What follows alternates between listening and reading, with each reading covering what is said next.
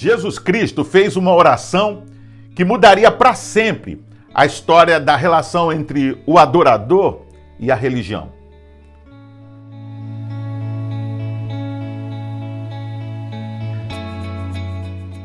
Sem dúvida, durante o seu ministério, Jesus fez milhares de orações. Muitas delas não estão sequer registradas nas Escrituras.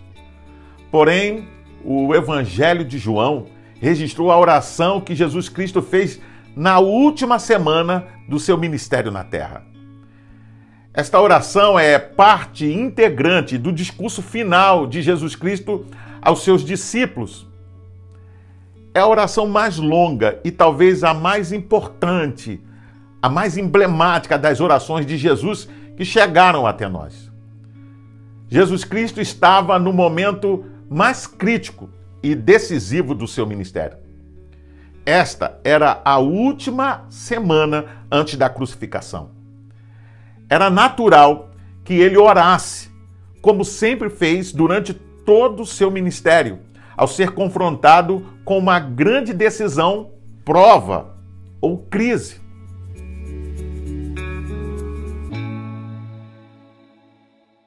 Conhecida como oração sacerdotal, oração modelo ou oração do Senhor, ela estabeleceu uma nova relação entre o adorador e o próprio Deus Pai. Nesta oração, Jesus Cristo fez pelo menos 3 pedidos ao Deus Pai. Primeiro, uma oração por ele mesmo. Segundo, uma oração pelos discípulos. E terceiro, uma oração para a igreja em geral. O tema da unidade é tão importante que podemos vê-lo expresso por 3 vezes. No versículo 21 ele diz, para que todos sejam um. No versículo 22 ele diz, que eles sejam um em nós. E no versículo 23, ele diz, para que eles sejam perfeitos em unidade. No Evangelho de João, capítulo 17, nos versos 11, 20 e 21, Jesus, durante a sua oração, ele diz, não ficarei mais no mundo, mas eles ainda estão no mundo. Eu vou para ti, Pai Santo, protege-os em teu nome, o nome que me deste, para que sejam um, assim como somos um. E não rogo somente por esses, mas também por aqueles que pela tua palavra hão de crer em mim, para que todos sejam um, como tu, ó Pai, o és em mim, e eu em ti, que também eles sejam um em nós, para que o mundo creia que tu me enviaste. Após diversas instruções, Jesus ora, sabedor que era chegada a sua hora onde enfrentaria a cruz. Na parte da oração sobre os discípulos, Jesus fez uma tríplice petição ao Deus Pai. Primeiro, para que eles fossem um, assim como ele é um com o Deus Pai. Segundo, para que eles fossem guardados, protegidos do mal. E terceiro, para que eles fossem santificados na verdade. Jesus Cristo, quando orou, tinha em mente tanto os discípulos presentes como os futuros. A unidade pela qual Jesus Cristo orava não se tratava de uma unidade administrativa ou organizacional, ou seja, não era nenhum ponto de vista de uma unidade eclesiástica. Pois, se assim fosse, seria uma falsa unidade, pois a unidade de si mesma não é uma virtude, a menos que se centre em algo digno. A unidade que Jesus imaginou para seus seguidores tem uma analogia na unidade da divindade. A unidade de propósito, a unidade de atividade e da unidade de caráter. Ela possui pelo menos 3 aspectos. Em primeiro lugar, a união entre Jesus Cristo e o Deus Pai tratava-se de uma unidade de relacionamento pessoal. Jesus Cristo disse em sua oração, sejam um, assim como somos um. A unidade tratada por Jesus Cristo era baseada por completo na relação entre ambos. Era uma união de amor e de obediência. O tipo de unidade que Jesus Cristo abordou nesta oração é a unidade da essência. É todo o mistério da Trindade, pois, como bem disse o Cristo, eu e o Pai somos um. Você pode conferir isso no Evangelho de João, capítulo 10, versículo 31. Na Trindade, há 3 pessoas distintas e, contudo, unicamente, somente um Deus Pai. A unidade da essência nos mostra que, apesar de haver distinções nas pessoas e suas funções, faz delas um só ser.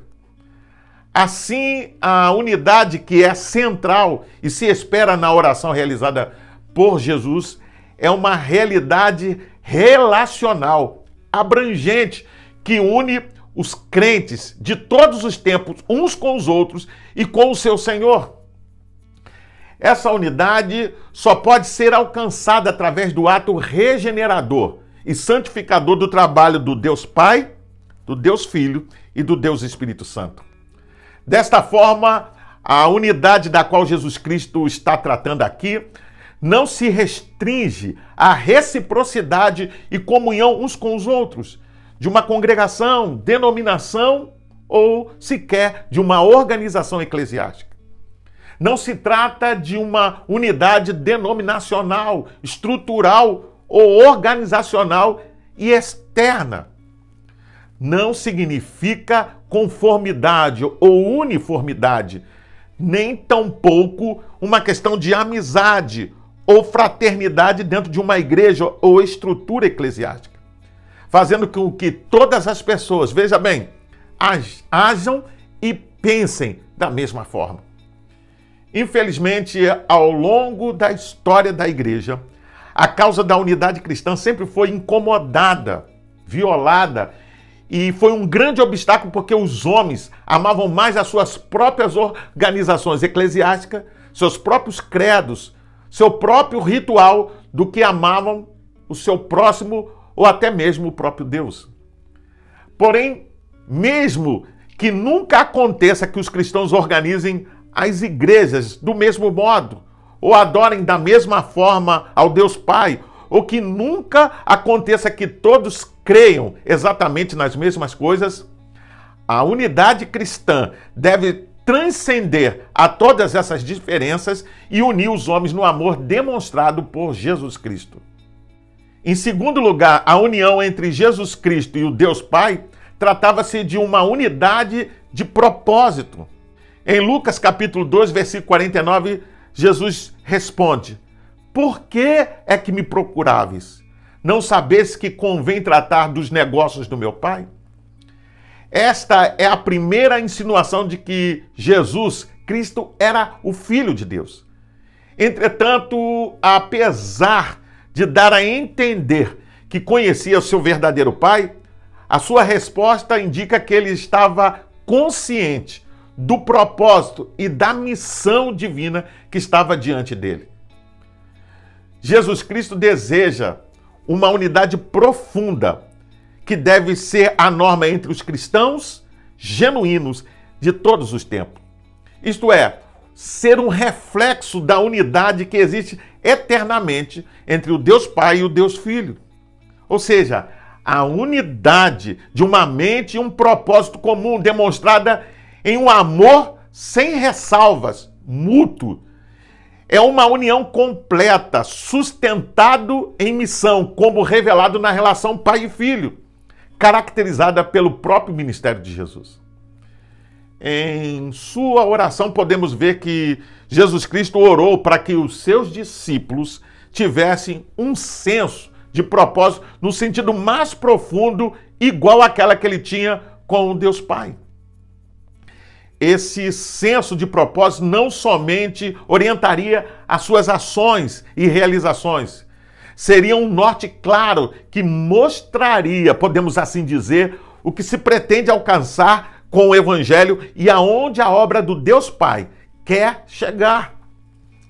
Infelizmente, Não há nenhuma outra oração que tenha encontrado tantos obstáculos como essa da parte dos cristãos em tantos indivíduos, líderes e, por que não dizer, igrejas em geral, que buscam, em vez dos propósitos de Deus, os seus próprios propósitos na vida. Em terceiro lugar, a união de Jesus Cristo e o Deus Pai tratava-se de uma unidade de missão. Meu Pai trabalha até agora e eu trabalho também. Você pode conferir isso em João capítulo 5, verso 17. Jesus deixou claro que não era somente uma questão da sua própria atividade em si, mas também da atividade do Deus Pai. O trabalho deles é único, portanto, o que é atributo de um pertence também ao outro. A unidade da igreja deve ser manifestada no trabalho a ser realizado, como cooperadora do Deus Pai em seu magnífico trabalho ou plano de redenção e salvação. Tanto a igreja como os cristãos não devem descansar, mas trabalhar sem cessar, ajudando, sarando e salvando, até que um dia, no fim da história da salvação, Jesus Cristo possa dizer: tudo está feito. Você pode conferir isso em Apocalipse, capítulo 21, verso 6. Esses não são quaisquer trabalho do dia a dia, nem atividades do mundo, mas essencial para Deus. É uma incumbência dada ao Filho. Por isso, esta unidade não é opcional, mas necessária, pois é um testemunho a todas as pessoas em todos os lugares. Desta forma, onde há divisões, exclusivismo, competição entre irmãos, desunião e lutas internas, é um obstáculo e faz mal à causa do cristianismo. Frustra o propósito de Deus Pai e a oração feita por Jesus Cristo. Uma igreja não pode pregar, veja bem, realmente o evangelho se o grupo de irmãos que ali congregam não estão unidos. Da mesma forma, as igrejas que competem entre si não podem evangelizar o mundo.